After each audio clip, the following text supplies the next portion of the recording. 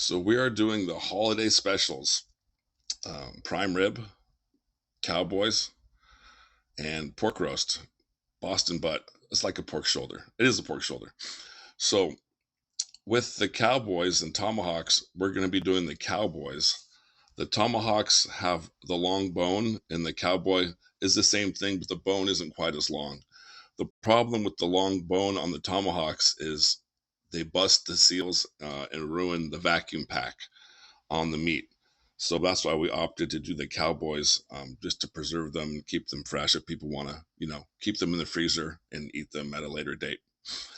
Since everything comes vacuum packed and flash frozen, you really could have this for any occasion. I mean, they last over a year in the freezer with the same freshness. So it could be a New York prime, it could be a New Year's prime rib, um, or save it for any special occasion. You can cut the prime ribs up into ribeyes if you want. So it's not just a holiday special; it's for any time. And make sure the pickup dates are between the 9th and the 23rd. So if the market's on a Saturday, find a Saturday that's within that date range. And a Sunday, same thing. So you want to be careful with the wording and how you sell these because the weights could vary greatly. Um, the half racks, are 6 to 9 pounds. So a customer can request one on the smaller side or the larger side. And there's a good chance we could accommodate that, but it's not guaranteed. And same thing with the cowboys. They're 1.8 to 3.5 pounds. So that's why when they pay the deposit, it's just based on estimated weight. They have to pay the difference at pickup. So let's say your customers, they did the pre-order and now they're coming to pick up their prime rib. So you have to charge the difference. So there should be an invoice in the blue document pouch inside your tote, that has the difference they're owed. And there'll be 2 copies. One copy you have the customer sign. The second copy you give to the customer.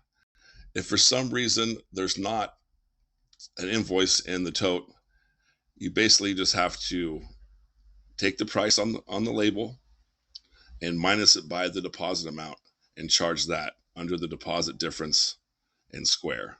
And I'll show you how to do that in a second. And also, the pre-orders will come in your meat chest in a separate bag. So make sure you don't sell those before the customer gets there, which has happened a couple times. So let's go into Square and show you how to do the deposit difference. So we're in Square and checkout, and then we go to packages and holiday, and then deposit difference. So let's say the customer owes $68. Add, review sale. Now you click on the deposit difference in blue right there, and then you can add a note. And in the note, you write the customer's last name.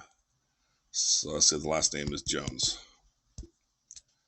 And then save, charge, and run it through.